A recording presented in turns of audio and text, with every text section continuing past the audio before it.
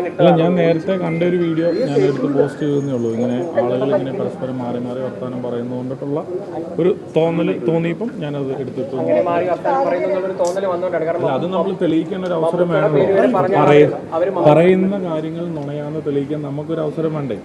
അപ്പോൾ നമ്മളോട് പലരും ഇപ്പം പറയുമ്പോൾ നമ്മളാരും പ്രതികരിക്കാത്തത് എന്താണ്? സ്ത്രീയാണെന്നുള്ള ഒരു കാര്യം കൊണ്ടിട്ടാണ് പ്രതികരിക്കാത്തത്. അല്ലാണ്ട് ഞങ്ങൾക്കാർക്കും സംസാരിക്കാനായിട്ടുള്ള കഴിവില്ലാത്തതുകൊണ്ടിട്ടല്ല സംസാരിക്കാത്തത്. സ്ത്രീയാണ് അല്ല പറയണ്ട, എൻ്റെ വീട്ടിൽ പറയുമ്പോൾ ഒന്നും പ്രതികരിക്കാൻ പോകണ്ട, ഫ്രണ്ട്സ് പറയുന്ന ഒന്നും പ്രതികരിക്കാൻ പോകണ്ട, അയ്യോ ആ പോസ്റ്റ് ഇടാൻ പാടില്ല, സംസാരിക്കാൻ പാടില്ല. ഇത് കേട്ട് മടുത്തു. പക്ഷേ ഇതെന്താണെന്ന് ചോദിച്ചാൽ ഇത് നുണയാണ്. എല്ലാം ഒന്നല്ല രണ്ടല്ല 3 കാര്യങ്ങൾ നുണയാന്നല്ല, എല്ലാം നുണയാണ് എന്ന് തെളിയിക്കേണ്ടത് എൻ്റെയും കൂടെ പേഴ്സണൽ ഉത്തരവാദിത്തമാണ്. ആ ഉത്തരവാദിത്തം ഞാൻ പേരൊക്കെ പറഞ്ഞപ്പോഴത്തേക്കും സിനിമക്കാർക്കിടയിൽ തന്നെ വലിയ ചർച്ചയായിട്ടുണ്ടായിരുന്നു. ഇത്തരത്തിലൊക്കെ അങ്ങനെ ഒരു വലിയൊരു വ്യക്തിയെ കൂടെ അതിലേക്ക് വലിച്ചഴിച്ചു എന്നുള്ളൊരു തോന്നൽ. അല്ല, അതുമായിട്ട് യാതൊരു ബന്ധപ്പെട്ട ഒരു കാര്യമല്ല. മമ്മൂക്കയുടെ പേര് പറയേണ്ട ഒരു കാര്യമൊന്നുമില്ല. അപ്പോൾ ഒരു വിഷയം വരുമ്പോൾ ഇനി അത് മമ്മൂക്ക പറഞ്ഞില്ല എന്നുള്ള സെക്കൻഡറി തിങ്. ഒരു കാര്യം വരുമ്പോൾ ആൾക്കാർ എന്തെങ്കിലുമൊക്കെ കാര്യങ്ങൾ പറയും. ചിലപ്പോൾ അങ്ങനെ ചെയ്യാൻ മേലെ, ഇങ്ങനെ വിചാരിക്കാൻ മേലെ, അത് പോട്ടെന്ന് വെക്കാൻ മേലെ. ഇതൊരു സ്വാഭാവികമാണ്. ബിക്കോസ് ഞാനൊരു നോർമൽ മനുഷ്യനാണ്. ഞാനൊക്കെ അങ്ങനെ സംസാരിക്കും. കാരണം എനിക്കറിയത്തില്ല. എനിക്ക് സംസാരിക്കാൻ പറ്റുന്ന രീതികളെ കുറിച്ചേ ഉള്ളൂ എനിക്കറിയാവുള്ളൂ. അപ്പോൾ എനിക്ക് അങ്ങനെ ചിന്തിക്കാനും അറിയാവുള്ളൂ. അതുകൊണ്ട് ഞാനെന്ന മനുഷ്യൻ സംസാരിക്കും. എനിക്ക് മറ്റുള്ളവരെ അറിയത്തില്ല. ഞാനിപ്പോൾ ഒരു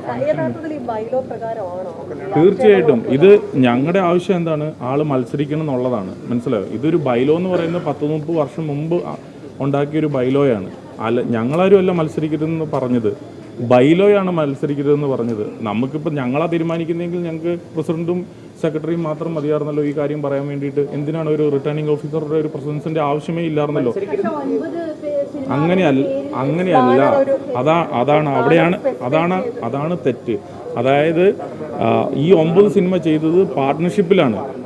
ഞങ്ങളുടെ എന്ന് പറഞ്ഞു കഴിഞ്ഞാൽ ഇപ്പോൾ അതായത് ബാനറാണ്. ഇപ്പോൾ ലിസ്റ്റിൻ സ്റ്റീഫൻ അല്ല അവിടുത്തെ മെമ്പർ, മാജിക് ഫ്രെയിംസ് ആണ്. മാജിക് ഫ്രെയിംസ് എത്ര പടങ്ങൾ ചെയ്തു കഴിഞ്ഞാലും അതൊരു പ്രൊപ്പറേറ്റർ ഇതായതുകൊണ്ടിട്ട് ഞാൻ മാത്രമാണ് അതിൻ്റെ അതോറിറ്റി.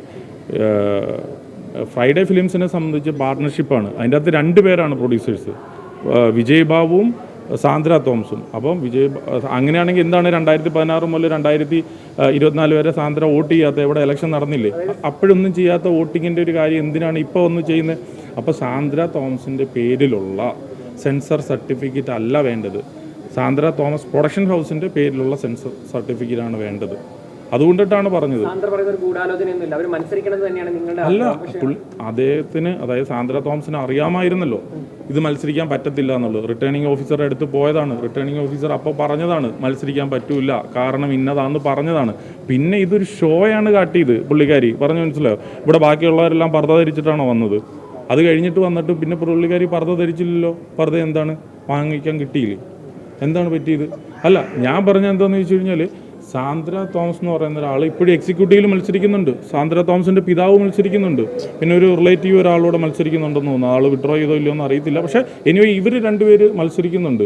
അപ്പോൾ എന്തുകൊണ്ടാണ് ഇവർക്ക് മത്സരിക്കാൻ പറ്റുന്നത്? ഇവർക്ക് മത്സരിക്കാൻ പറ്റും. പക്ഷേ പ്രസിഡൻറ്റോ സെക്രട്ടറിയോ അല്ലെങ്കിൽ ട്രഷറോ അങ്ങനത്തെയുള്ള സ്ഥാനത്തേക്ക് മത്സരിക്കണമെങ്കിൽ 3 സെൻസസ് സർട്ടിഫിക്കറ്റ് വേണം. അതാണ് അവിടുത്തെ ബൈലോ. ബൈലോ എന്ന് പറയുന്നത് ഇപ്പം പ്രസിഡൻ്റായിട്ട് ഉള്ള വ്യക്തിയോ അല്ല സെക്രട്ടറി ആയിട്ടുള്ള വ്യക്തിയോ അല്ല പറയേണ്ടത്. അതാരാണോ ഇപ്പം ഈ സംഘടനയുടെ റിട്ടേണിംഗ് ഓഫീസറായിട്ട് വരുന്ന ആളാണ് പറഞ്ഞത് മത്സരിക്കാനായിട്ട് പറ്റൂല. ഇനി കോടതി പറയുകയാണോ മത്സരിക്കാൻ പറ്റുമെന്ന് പറയുകയാണെങ്കിൽ ആൾക്ക് മത്സരിക്കാം. ഞങ്ങൾ പോയി അപ്പീലിന് പോകാൻ വേണ്ടിയിട്ട് പോകുന്നില്ല. സാന്ദ്ര ഇപ്പം ഞാൻ നിർമ്മിച്ചൊരു പടം, ഇപ്പോൾ ലാസ്റ്റ് നിർമ്മിച്ചൊരു പടം സാന്ദ്രയുടെ പേരിലായിരുന്നെങ്കിൽ ഇവിടെ എന്തെങ്കിലും ഇഷ്യൂ ഉണ്ടോ? ഇല്ല. അത് മാത്രമേ